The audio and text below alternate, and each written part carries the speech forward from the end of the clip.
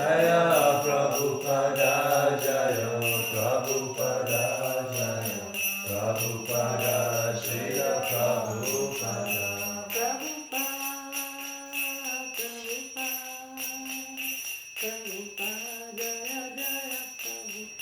Jaya Jaya Prabhupada Prabhupada Prabhupada Jaya Srila Prabhupada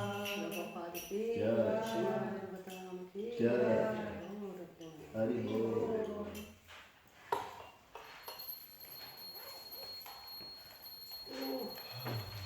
Merci beaucoup, vous avez nous sauvé. Je peux pas lire en anglais, c'est un très mauvais accent. C'est celui de la chambre de Prabhupada. Ah. Je sais pas, quelqu'un m'a dit ramène-le dans la chambre de Prabhupada. Donc ça veut dire qu'il n'y en a pas un en français ici. Non, je les ai rangés l'autre jour. C'est bizarre. Ouais, il y en a pas un. Il est difficile à trouver. Tout le monde parle français. Non. Vous comprenez un peu? Oui, c'est là où je peux vous traduire. In Italiano. Okay, I can do this. Yeah, you can translate for me.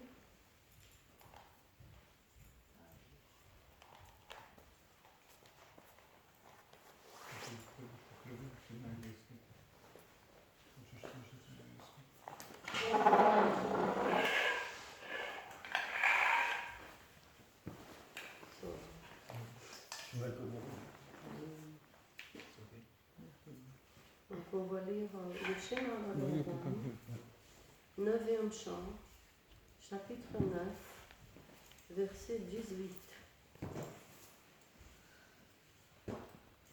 intitulé La dynastie d'Ansuman.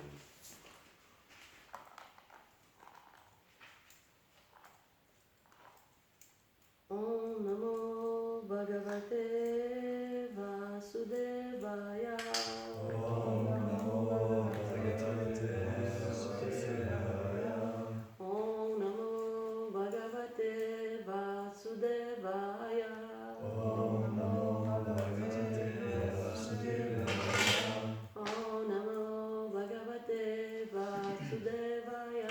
Om Namo Bhagavate Vasudevaya.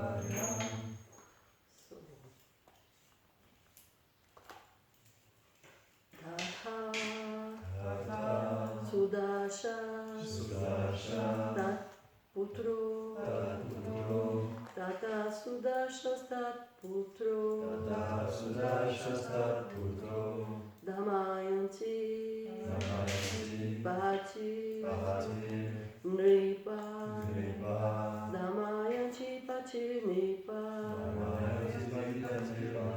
Ahu Mitra Saham Yamve Ahu Mitra Saham Yamve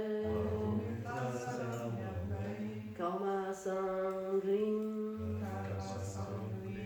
Uta Kwasit Kauma Sangrim Uta Kwasit Vasista Sapade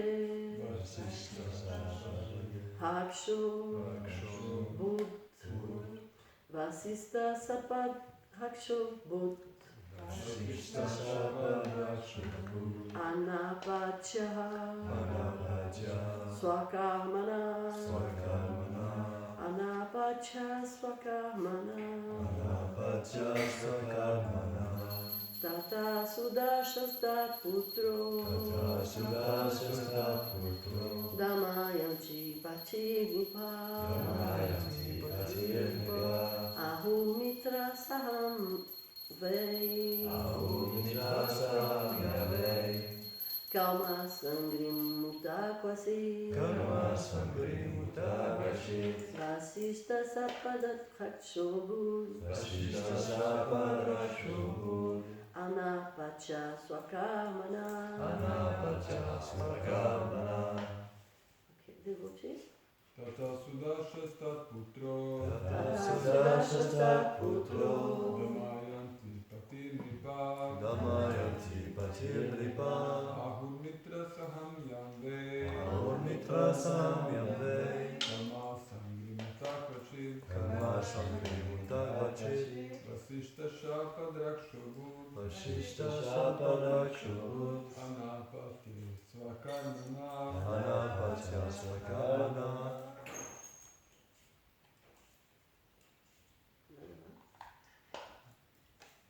Tata Sudashastat Putro, Tata Sudashastat Putro, Damayanti Patirnripa, Damayanti Patirnripa, Urmitra Saham Yambai, Ahurmitra Samavai, Karma Shangri Mutakvachi, Karma Shangri Mutakvachi, Vashishta Shaparakshubhut, Vashishta Shaparakshubhut, Anapatya Svakarmana, Anapatya Svakarmana. You want to try? Tata Sudashastat Putro, Tata Sudashastat Putro, Damayanti Patirnripa, Damayanti Patirnripa, Ahurmitra Saham Yambai, Ahurmitra Samavai, Karma Shangri Mutakvachi, Karma Shangri Mutakvachi, Vashishta Shaparakshubhut, Vashishta Shaparakshubhut, Anapatya Svakarmana, Anapatya Svakarmana. You want to try? No, try. Go. Mais je pars. I don't know. Tata Sudashastat Putro, Tata Sudashastat Putro, Damayanti Patirnripa, Damayanti Patirnripa, Ahurmitra Saham Yambai, Ahurmitra Samavai, Karma Shangri Mutakvachi, Karma Shangri Mutakvachi, Vashishta Vashishta Shaparakshubhut, Shaparakshubhut, Anapatya Svakarmana. Somebody else? Tata Sudashastat Putro, Tata Sudashastat Putro, Damayanti Patirnripa, Damayanti Patirnripa, Ahurmitra Saham Yambai, Ahurmitra Saham Yambai, Karma Shangri Mutakvachi, Karma Shangri Mutakvachi, Vashishta Shaparakshubhut, Vashishta Shaparakshubhut, Anchipatya Svakarmana, Anapatya Svakarmana. Prabhupada voulait que tout le monde chante le Shema Bhagavatam parce que ça purifie de milliers de vies. Rien que de réciter le Bhagavatam, ça peut se purifier de milliers de vies. C'est très très purifiant, ça purifie notre vie. Tata, Tata, c'est Sarvakrama. Sudashana, Sudashanaki, Sudashanaki, Tat Putra, Tatputro, le fils de Sudasha, le fils de Sudasha, Damayanti Patri, Damayanti Pati, le mari de Damayanti, le mari de Damayanti, Niripa, Niripa, il devint roi. Il devient roi. devient roi.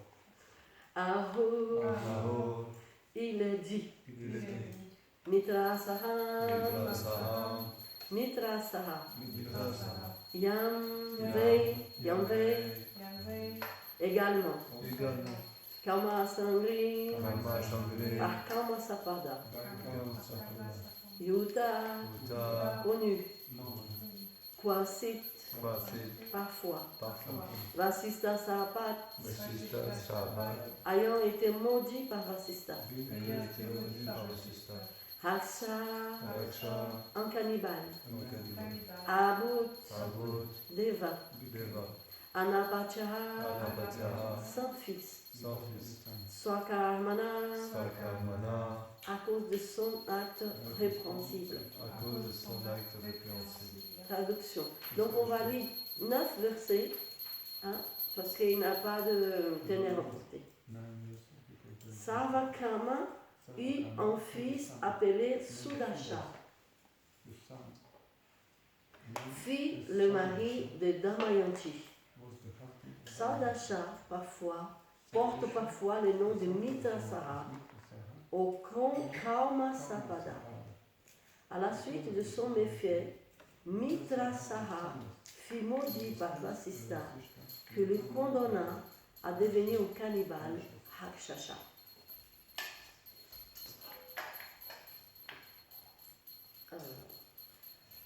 Verset 19. Le roi Parikshit dit: Ô Sukadeva Goswami, pourquoi Vasistha, le maître spirituel de Sodasa, a-t-il maudit cette grande âme? Je souhaite le savoir. Si ce n'est pas un sujet confidentiel, raconte-le-moi, je te prie. Sukadeva Goswami dit: Un jour, Sodasa s'en allait vivre dans la forêt, où il tua un cannibale, Rakshasa, mais pardonna aux frères de ce dernier et le relâcha.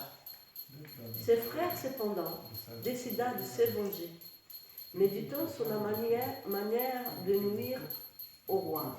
Il devint le cuisinier de la maison royale. Un jour, le maître spirituel du roi, Vasistha Muni, fut invité à dîner, et le cuisinier Rakshasa lui servit de la chair humaine. Verset 22. Alors qu'il examina la nourriture qu'on lui avait donnée, Vasistha Muni, grâce à ses pouvoirs surnaturels, comprit qu'elle était impropre à la consommation, car c'était de la chair humaine. Cela le rendit furieux, et il maudit immédiatement Sodasa, le condamnant à devenir un cannibale. Verset 23-24. Lorsque Vasistha comprit que la chair humaine avait été servie par les Rakshasa et non par les rois, il entreprit 12 années d'ascèse pour se purifier d'avoir maudit ces monarques innocents. Pendant ce temps-là, le roi Sodasa, s'apprêtant à maudire Vasistha, prit de l'eau et chanta les Sapa mantra, mais sa femme, Madayanti, la hata. Alors, le roi vit que les 10 directions, le ciel et la surface du globe étaient emplis d'êtres vivants.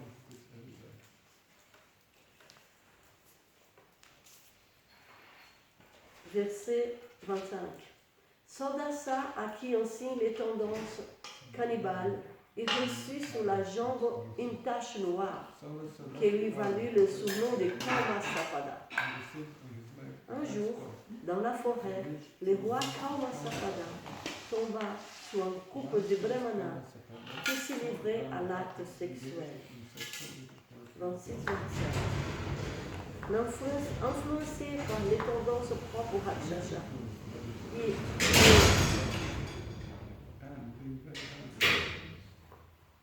et en proie à une grande faim,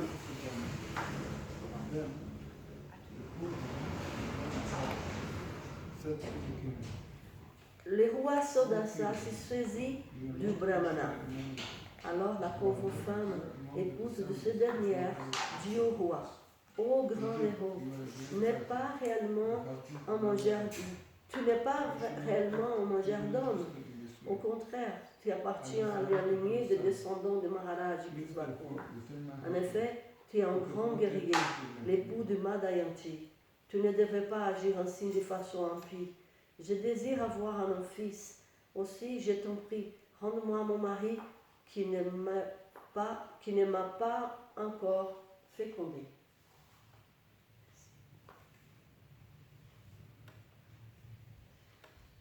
Verset 28.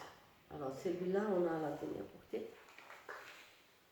Dehoyam manusorajam purusha sakhilartada tasmadasya vadovira savata vada uchate. Traduction éternelle emportée pour chez le Prabhupada. Ô roi, ô grand héros, ce corps humain est destiné au bien universel. Si tu l'es tout avant son heure, du même coup, tu n'y en tireras tous les avantages inhérents à la vie humaine. Dernière portée. Srila Narottam Das Thakur disait dans l'un de ses chants: Hari Hari Vifale Jamma Gunanu Manusha Janma Paya Hada Krishna Bhajiya Janiya Sunya Visha Kaina. Le corps d'un être humain est extrêmement précieux car il permet à celui qui l'occupe de comprendre les instructions de Krishna et d'atteindre la destination ultime de l'être vivant. Ces dernières se trouvent dans un univers matériel avec pour mission de retourner à Dieu dans sa demeure originelle. Dans l'univers matériel, chacun aspire au bonheur, mais parce que l'on ignore la destination ultime, on change donc sans cesse de corps. Cependant, si l'on a la chance de posséder un corps humain, on peut alors suivre avec succès la voie jalonnée de par Dharma, Artha, Kama et Moksha. Et si l'on suit les règles de vie appropriées, on continue à progresser après la libération jusqu'à se dédier au service de Radha et Krishna. Voilà la vraie réussite dans la vie. Arrêter le processus de mort et de renaissance répétés et retourner à Dieu dans sa demeure originelle. Pour y servir Radha et Krishna, le corps humain est donc destiné à permettre à l'être vivant d'achever sa progression spirituelle. Dans le monde entier, le meurtre d'un être humain est pris très au sérieux. Des centaines de milliers d'animaux sont tués dans les abattoirs et personne n'en s'en soucie. Mais le meurtre, ne serait-ce que d'un seul être humain, est pris très au sérieux. Pourquoi? Parce que le corps humain est extrêmement important pour ce qu'il est d'accomplir la mission que nous incombe en ce monde.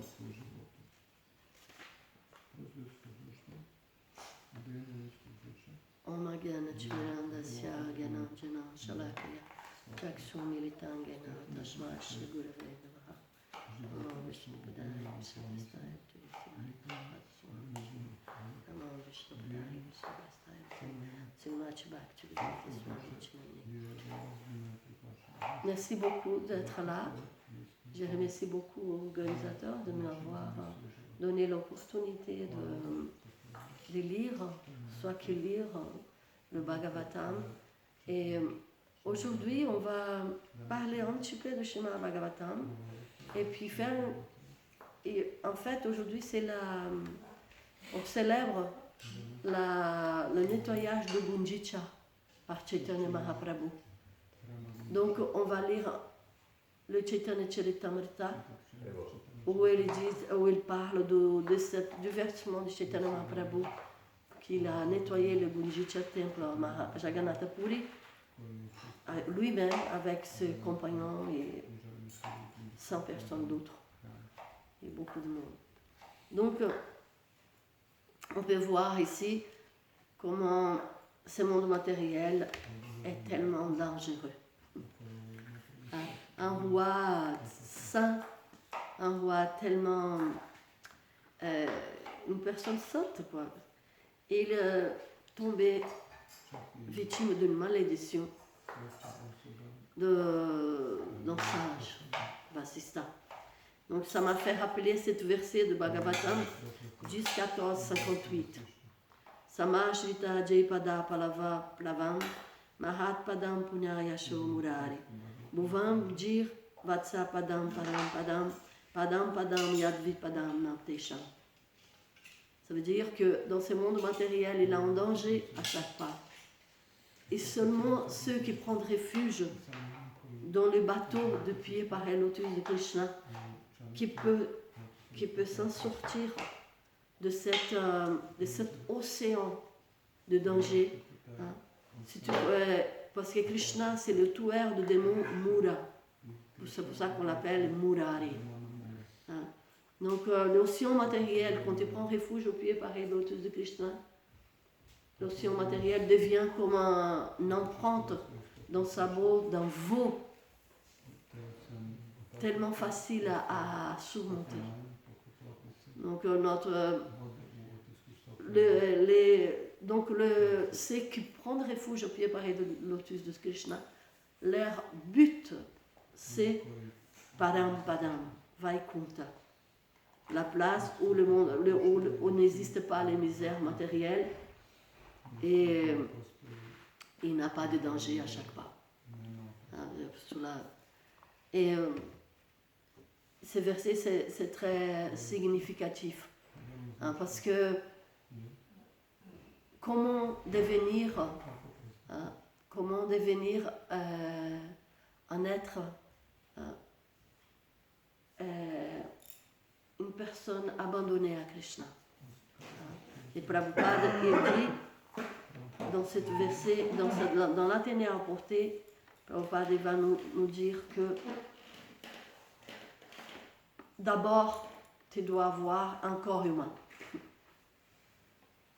D'abord, pour franchir cette océan de misère, on doit avoir un corps humain qui nous permet de comprendre la vérité absolue, qui nous permet de servir Krishna, de servir Radha et Krishna. Et à travers, vous pouvez passer par le Varnashra Dharma, qui est à travers le Dharma, Artha, Kama et Moksha. Dharma, c'est la religion, Artha, c'est le développement économique, Kama, c'est la satisfaction de désirs matériels, et après Moksha, la libération. Et après la libération, c'est le service dévotionnel à Krishna. La libération en elle-même, elle n'est pas suffisante pour revenir à Krishna, pour rentrer dans les planètes de Vaikunta. Tu dois aller au-delà de la libération. Libération, ça veut dire que tu es libre, tu es transcendantal au mode de la nature matérielle. Et vous êtes situé dans la vertu, et vous pouvez commencer ton service dévotionnel après la libération. Donc, on peut voir que cette roi, que c'est un roi saint, il était quand même pris il était en train de faire son devoir. Ça veut dire, il faisait son dharma. Il était en train de tuer un rakshasa, parce que les rakshasas, ils vivent dans les forêts et ils mangent les êtres humains. Et il était tué un rakshasa, mais qu'est-ce qu'il a fait? Il a tué un et il a laissé son frère, qui était un rakshasa aussi. Il a imprégné son frère. Et son frère, après, il a voulu se venger. Il a voulu se venger et il s'est employé comme un cuisinier du roi. Et le roi, il a souvent des personnes saintes qui viennent visiter le roi. En plus, c'était son maître spirituel, Vasista. Donc il l'a invité à venir manger dans le palais. Et ce Rakshasa lui a servi de la chair humaine. C'était à quel yuga? Oh, ça, je ne sais pas. Je ne sais pas quel yuga il était, non. Vasista Muni. Et puis, il a servi de cette... c'est peut-être yuga, peut-être, je ne sais pas. Et ouais, peut-être. Donc, il a servi cette chair, Vasista a maudit son disciple. Parce que c'est très grave, servir de choses qui n'est pas propre aux gens, et principalement à son maître spirituel. Tu peux nier la vie spirituelle de quelqu'un. Il pouvait nier la vie spirituelle de son maître spirituel en servant ça, en mangeant la chair humaine. Donc il a maudit d'une façon ignorée, que c'était le cuisinier qui était fautif, ce n'était pas le roi. Donc il était maudit de devenir un Rakshasa lui-même. Donc il était pris pour les modes de la nature matérielle, il est tombé dans l'ignorance. Donc il est parti dans la forêt. Et vous pouvez voir comment les modes de la nature matérielle ils fonctionnent. À partir de la conscience de l'être, comme il prend un corps respectif, la conscience, elle va avec. C'est une conscience, par exemple, c'est une conscience de Rakshasa. Si vous avez un corps de Rakshasa, ta conscience, elle change immédiatement. Immédiatement, il a commencé à voir que partout dans l'univers, dans les ciels, partout, il en avait des êtres humains à dévorer. Immédiatement, il a commencé à voir les êtres humains comme la proie. Et là, il a tombé sur un couple de brahmanas qui était en train de s'accoupler pour faire un enfant.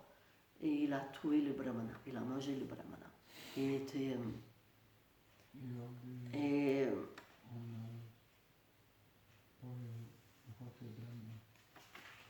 c'est qu'il y a une activité pécheresse très grave. Et la brahmine, la femme, elle a commencé à offrir des prières. Donc, on peut voir comment... Et après, Prabhupada, il dit, vous pouvez arriver au service dévotionnel en accomplissant des règles bien strictes.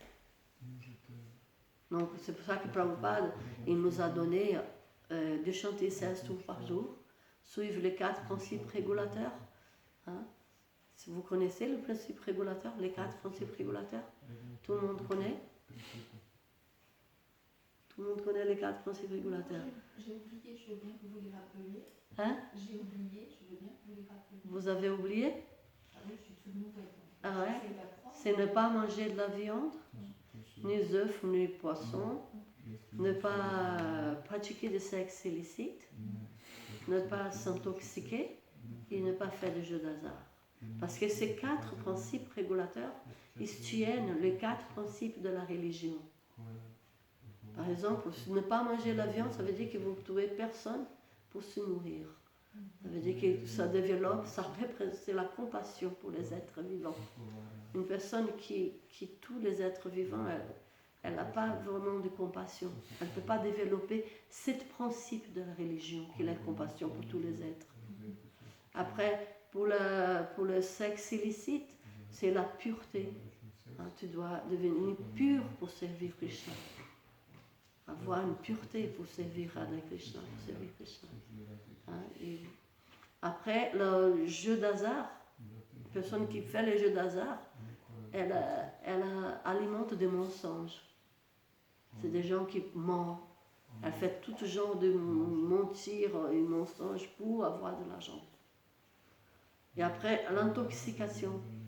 L'intoxication, une personne qui est intoxique, elle ne peut pas avoir la détermination pour faire l'austérité. L'austérité, c'est la 4e patte de bœuf de la religion, qui représente la religion. Donc c'est l'austérité. Hein? La vérité, l'austérité, la pureté et la religiosité et la compassion. Voilà. Sur les 4 principes de la religion.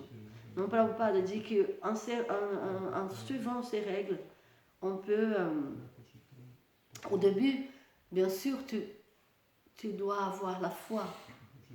Au début, quand vous connaissez Krishna, quand vous connaissez, vous devez avoir la foi. Sans la foi, vous ne pouvez pas avancer. Après, vous rentrez dans un autre stade qui c'est de chanter le Saint-Nom.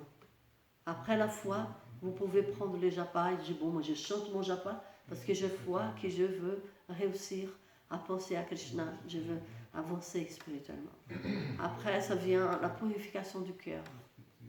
Anartha Nivriti, et ainsi de suite. Et Prabhupada remarque dans son... pourquoi les corps, par exemple, il donne l'exemple, pourquoi dans la société humaine, dans notre société, il y a des milliers et des milliers d'animaux qui sont tués tous les jours dans les abattoirs. Et il n'y a personne qui se soucie de ça. Donc pourquoi qu'un être humain, quand il est mort, quelqu'un tue un être humain, c'est un problème, c'est un souci pour la société, c'est quelque chose de très sérieux. Et Prabhupada il dit, parce que l'être humain, la forme même, c'est la possibilité d'atteindre la perfection, d'atteindre la perfection de la vie, d'atteindre la perfection qui est servir Krishna. On a la forme même. Un chat, il ne peut pas venir ici écouter le Shrimad Bhagavatam. Non, même si tu le mets dans la pièce, il ne va rien comprendre. Mais un être humain, il peut s'asseoir et écouter d'abord, et après chanter la gloire de Krishna. Donc la forme humaine, c'est très précieuse. Il ne faut pas la gâcher. Parce que après, si vous tombez de nouveau dans le cycle de mort et renaissance qu'on parle de dire ici, vous devez recommencer l'évolution. Passer d'une forme moins évoluée à une évoluée jusqu'à la forme humaine encore. 8 400 000 espèces vivantes. À commencer de moins d'amibes, de microbes, jusqu'à la forme humaine. 8 400 000 espèces. Donc la forme humaine, elle est très précieuse parce qu'elle nous permet de connaître Krishna, de lui servir, que c'est le but de l'existence, à la perfection de la forme humaine, la perfection de la vie. Et c'est la mission humaine.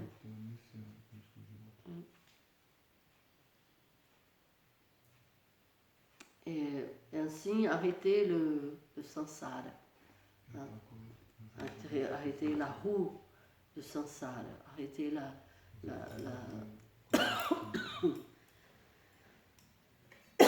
réincarnation. Excusez-moi.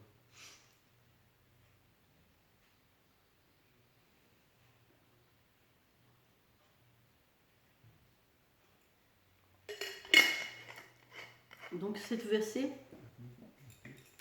ça nous amène vraiment à lecture de Chaitanya Mahaprabhu. On peut faire une analogie avec le Chaitanya Charitamrita. C'est le chapitre 12. Chapitre 12.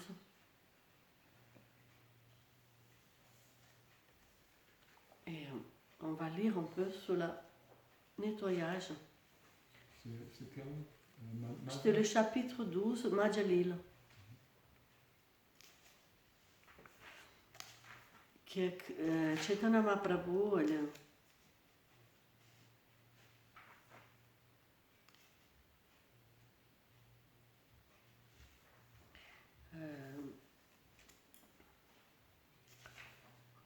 vais marquer la page. Ça c'est bon.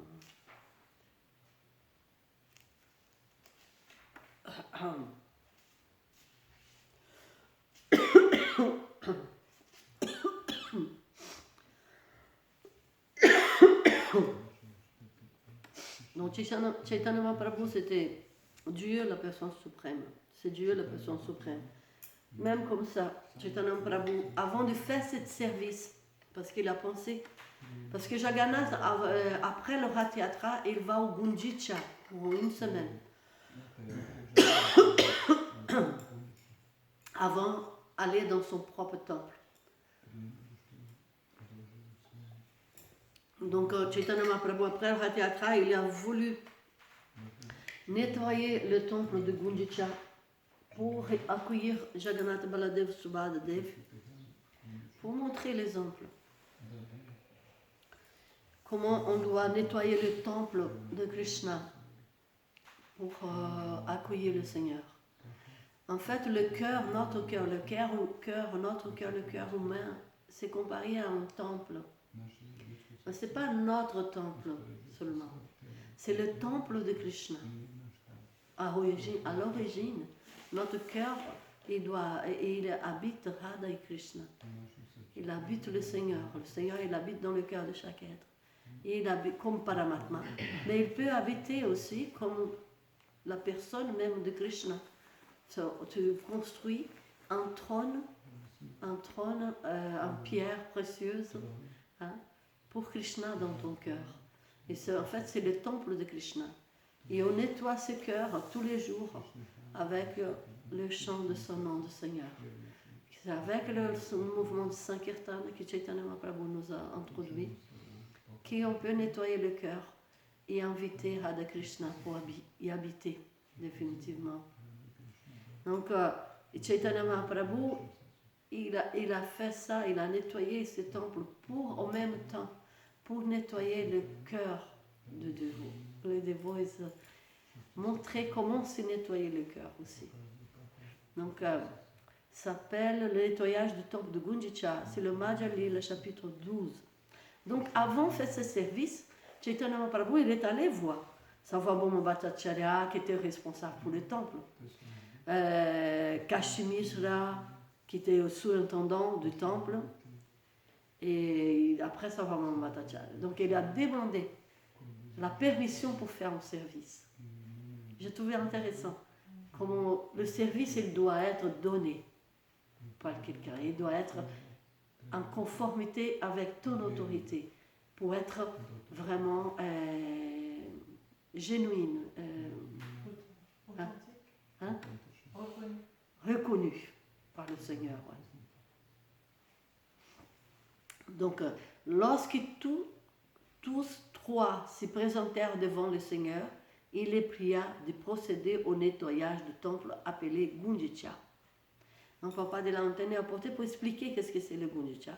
Ce temple Gundicha se trouve à 3 km au nord-ouest du temple du Seigneur Jagannath.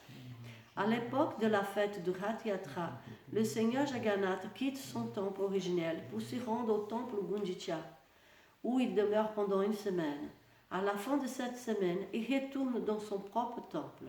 Il est dit que l'épouse d'Indradyumna, le roi qui fonda le temple du Seigneur Jagannath, s'appelait Gundita. Certains écrits autorisés font également mention du nom du temple Gundicha. Le domaine du temple Gundicha est estimé à 150 mètres de long et sur 105 mètres de large. Donc ça, vous pouvez voir la grandeur de ce temple. Combien ils ont dû nettoyer vraiment. Tu vois, ils faisaient 150, tout le temple, tout le domaine, faisait 150 mètres de large, de long et 105 mètres de large. Le temple principal, il existe toujours, fait environ 18 mètres sur 15 mètres. Et la salle de réunion à côté fait 16 mètres pour 15 mètres.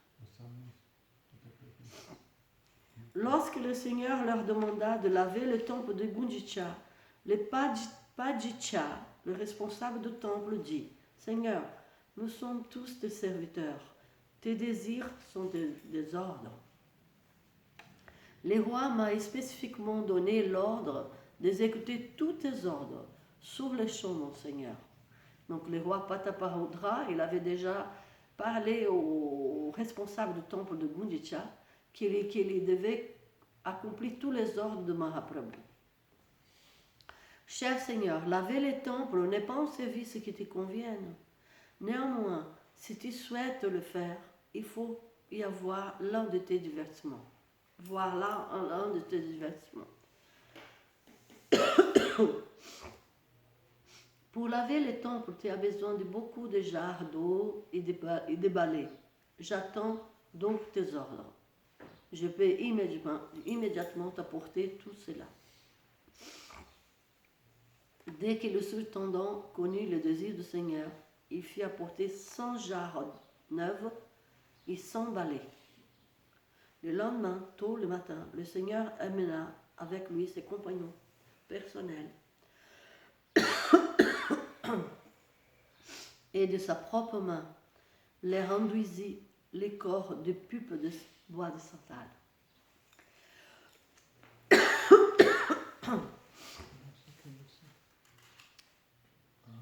Comme quoi, c'était vraiment un service très exalté pour Chaitanya Mahaprabhu.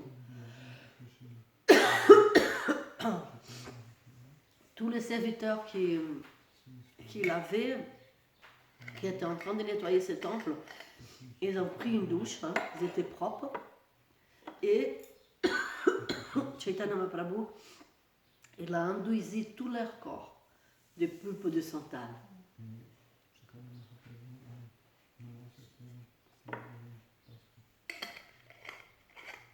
Comment le Seigneur Mahaprabhu il respectait Trinadapi Sunichena Karunapi Saizuna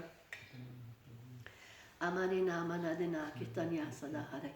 Il était le Seigneur suprême et pourtant il a servi et passé des poupes de santal dans les dévots, dans les corps de dévots Et comme il était respectueux de tout le monde, respectueux et de sa propre main également, le Seigneur tendit alors emballé à chaque dévot. Puis il s'est rendu à Gundicha en amenant personnellement tous ses compagnons. C'est ainsi que le Seigneur et son compagnon allèrent nettoyer les temples Gundicha pour commencer à balayer le temple. Le Seigneur nettoya bien tout l'intérieur du temple, y compris les plafonds. Il enleva alors les trônes Sirassan, les nettoya et il le remit à sa place. Le Seigneur et ses compagnons nettoyèrent et balayèrent ainsi tous les bâtiments du temple.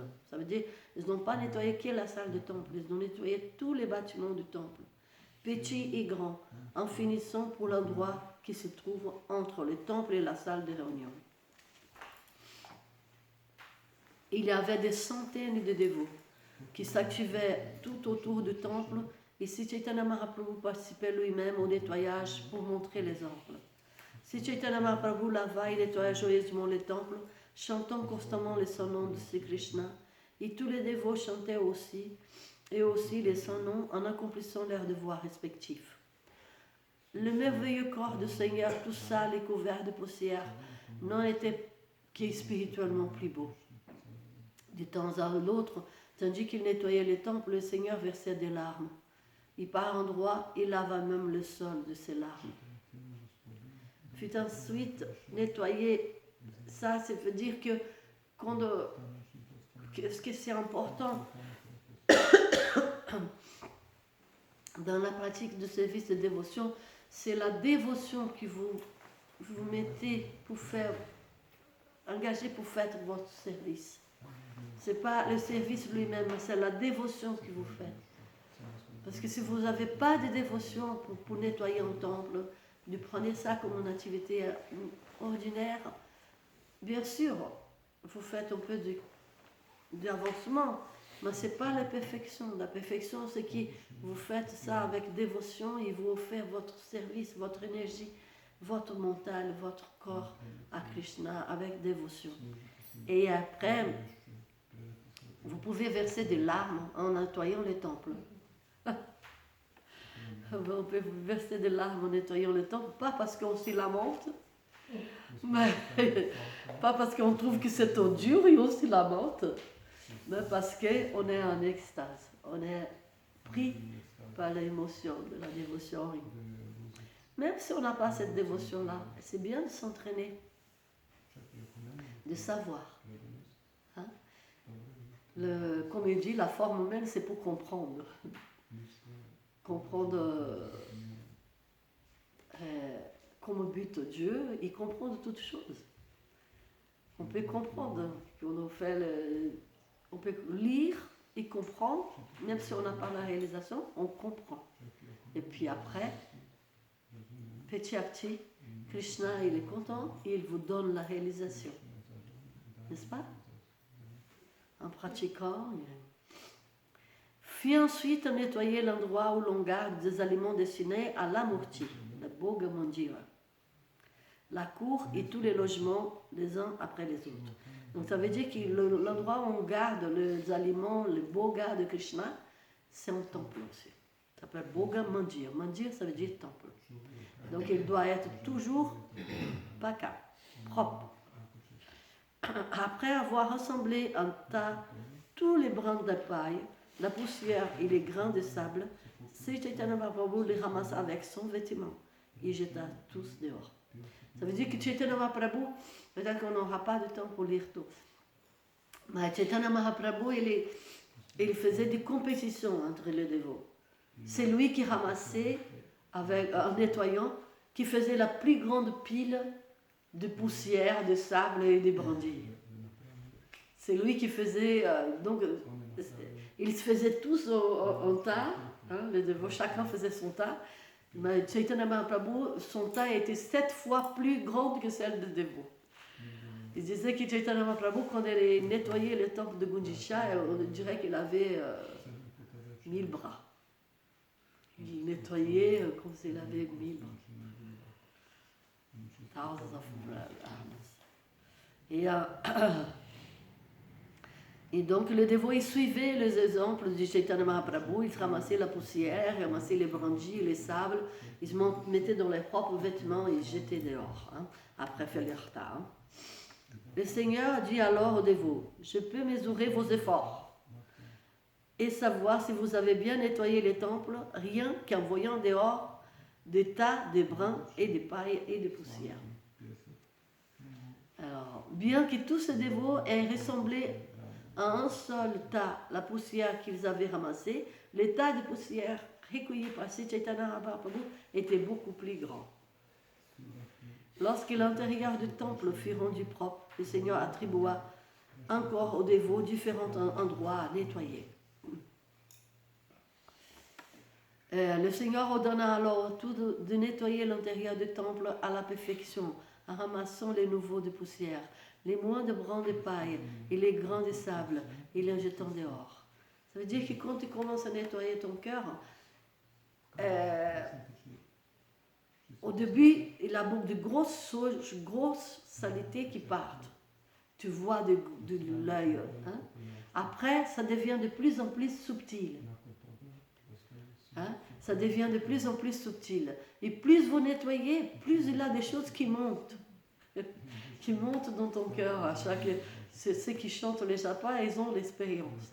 Des fois, ça paraît des choses que vous n'avez jamais pensées, même. Hein? Et donc, après que Sri Chaitanya Mahaprabhu et tous les Vaishnavas eurent nettoyé les temples pour la seconde fois, Sri Chaitanya Mahaprabhu se montrait très heureux du résultat. Donc il a fait nettoyer une fois tout à fond, et après il a fait nettoyer une deuxième fois. Tout. Et là, il était content. Et là, il a dit, maintenant on peut laver le temple. Et là, il a commencé à jeter de l'eau, qu'il a jeté au plafond. L'eau comme ça, et l'eau elle coulait par le mur et le sol. Et il avait des gens qui avaient des jarres de l'eau qui allaient chercher dans un lac à côté. Ce lac s'appelle Indrajuna Sarovara, que c'est Indrajuna Maharaj qui l'a fondé. Et Indrajuna Sarovara, ça veut dire que dans ces lacs, c'est dit que dans les Satya Yuga, Indrajuna Maharaj, il a pratiqué 1000 sacrifices de cheval. Donc c'est un lac complètement pur et sacré, où ils allaient chercher l'eau pour laver les temples. Comme ça, on peut voir aussi, quand on nettoie les temples, il faut changer l'eau. Il ne faut pas nettoyer les temples avec l'eau sale. Dès que l'eau elle est sale, on la change. Hein? On apprend ça avec la pratique. Mais là, Chaitanya Mahaprabhu, il nettoyait les temples avec l'eau de ce lac, Indrajuna Sarovara, qui était pur et sacré. Après, il cherchait de l'eau parce que c'est fini l'eau du lac.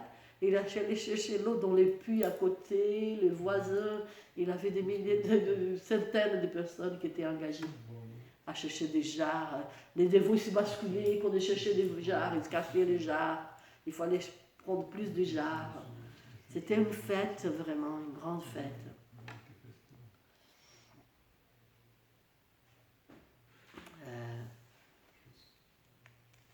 Il avait des gens, de dévots aussi, qui lavaient le pied de Chaitanya Mahaprabhu. Ils se profitaient pour recueillir l'eau qui tombait du pied de Chaitanya Mahaprabhu. Ils se recueillaient ça dans des jarres et ils distribuaient aux gens. Et ils buvaient et ils distribuaient aux gens les Mahaprasad de pied par un lotus de Chaitanya Mahaprabhu.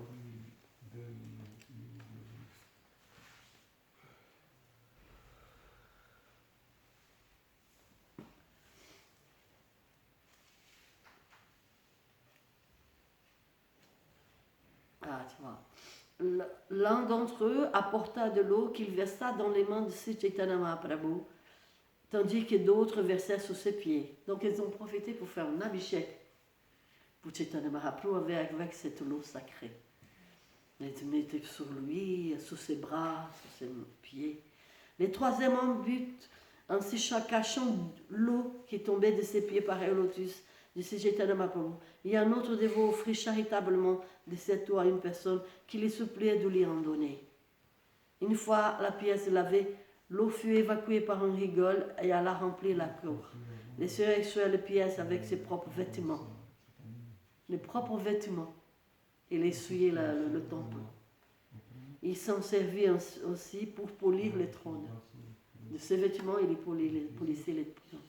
100 jarres d'eau furent donc utilisés pour laver toutes les pièces.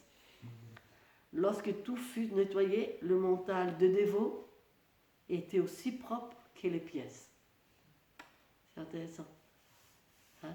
Le mental de dévot qui représente le mental, on dit que le mental c'est le miroir du cœur. Et elle était si propre que les pièces. Une fois nettoyée, les temples étaient purifiés, frais et agréables, tout comme si le mental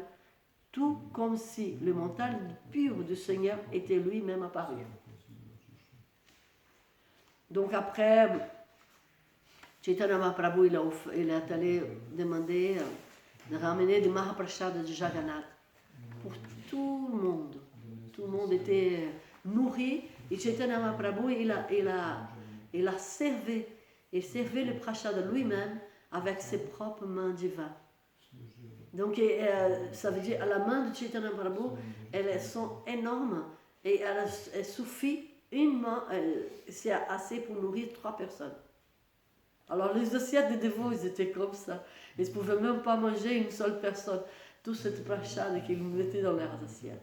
Après, Ramananda Roy et d'autres compagnons intimes de lui, ils ont pris le relève. Ils ont continué à servir pour tout le monde le prasad de Jagannath. Voilà. Merci beaucoup. Si vous avez des questions, commentaires. Gopal? Moi, c'est Marianne qui avait une question. Oui. C'était juste un sacrifice du cheval. Est-ce que vous pouvez, sans rentrer dans le détail, Asvamedha Yaga s'appelle. D'accord. Asvamedha Yaga. Et il a accompli 1000 fois ce sacrifice dans le bord de ce lac. Mais pourquoi c'est très purifiant?